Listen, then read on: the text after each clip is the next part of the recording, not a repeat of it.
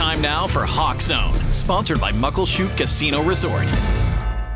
The Seahawks are looking to shake off a bad home loss against the Buffalo Bills. They've now dropped to 4-4 on the season with one game left before their bye week. Terry Hollimon joins me in the Hawk Zone to break it down, and you're looking a little like... demure? Is that the word? Very demure? I don't even know where I was going to go with that. Yes. You want? So let me explain my outfit for you today. So it's twofold. Okay. I am definitely in mourning for the devastating loss that the Seahawks took at home yesterday. I know. That's one reason why I'm just like this.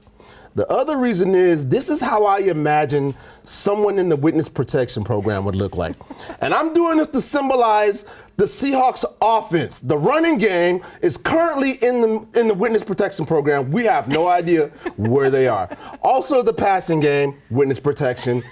The quarterback sacks, witness protection. Wow. Yeah, so this is me representing witness protection for the Seahawks. And do you think Coach Macdonald maybe said it best? The Seahawks just got straight outplayed by the Buffalo Bills. They absolutely got outplayed. They got outbullied. They got out-manhandled. They got out-schemed. They got out-coached. Everything. This is probably, and I don't hate to be hyperbolic about this, but it was probably the worst loss I've seen in Seahawks Stadium in probably 6-7 years. Easily. Really? Oh, yeah. They just got manhandled. The score, the final score and the box score and the final line doesn't show how bad that it was. It was pretty bad. So do you think the defense, I mean, where were they at? In the witness protection program, I thought we discussed this already. They just can't tackle? Yeah, there was a lot of issues. One was they were missing a lot of tackles. We've had this discussion several times this year about this team being out of position, making missed tackles. But on the other side of that, you look at the Buffalo Bills, these guys were just, unfortunately, bullying the defense around. They were just taking our defensive line and pushing them where they wanted to go. The running lanes were open for all the running backs. The quarterback, Josh Allen, had all day long. You watch He really did. He felt like he was just there forever. He did. So a couple times you see him drop back into his rotation, and, he would look to the left, he'd look to the right, he'd pull out the air fryer, drop some wings in, fry them up real quick, and then throw a completion. And it was just, that's the kind of day that the Seahawks had. And with that offense, just 32 yards we ran. I mean, that's just so sad. It's unacceptable. Yeah, the Seahawks offensive line, the Seahawks offense running game averaged 1.3 yards per carry. Now that is unacceptable on any level. College, high school, Pop Warner, flag football. If you're getting 1.3 yards per rush, something is terribly wrong. Something is terribly wrong, and the penalties obviously didn't help, but it might be more than that. Talk to me about the penalties. Yeah, penalties, again, have been another Achilles heel of this team. They seem to make penalties in the most inopportune times and in inopportune places.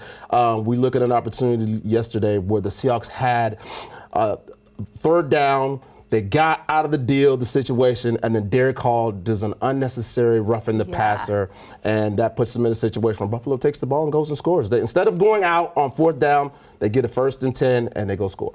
Do you think it's a coaching issue, or is this just players getting too, fired up or frustrated? I think there's a little bit of blame to go around for everyone. I think when you look in a situation like this, coaches want to say, the buck stops with me. We got to have the discipline during the week to knock these things out so they don't show up on Sundays. But then again, you have to look at each player individually and say, hey, sometimes we have to take onus upon ourselves and say, look, we cannot make penalties like the way we're doing. We have to, put ourselves in a position to win. Do you think... did we have a player of the game? Do you have a player of the game? We've had a couple. I see your look. Yes. We've had a couple weeks this year where we had no players of the game. I know. This week I felt bad, so we giving it to Michael Dixon. Now Michael Dixon, every single week he could really be the guy that gets the player of the game because he's an incredible kicker, one of the best punters in the National Football League. He was averaging 61 yards per kick. Unfortunately for the Seahawks, even though he would kick 61 yards, the Buffalo Bills would run it back 61 yards on the next series of plays. So. Okay, the Rams are next week. Yes. How do you think our matchup is? It's going to be another tough one for the Seahawks. Yeah. The Rams started off kind of rough this season because they had some of their best players out. Unfortunately for the Seahawks, those guys are now back. Puka Nacua, the wide receiver, Cooper Kupp, a guy from Washington State who's one of the best wide receivers in the country. They got their hands full again this week. Oh, I hate to hear that. We can only hope that maybe you'll be in bright colors hope and pray, next week, hope right? and pray. But until then.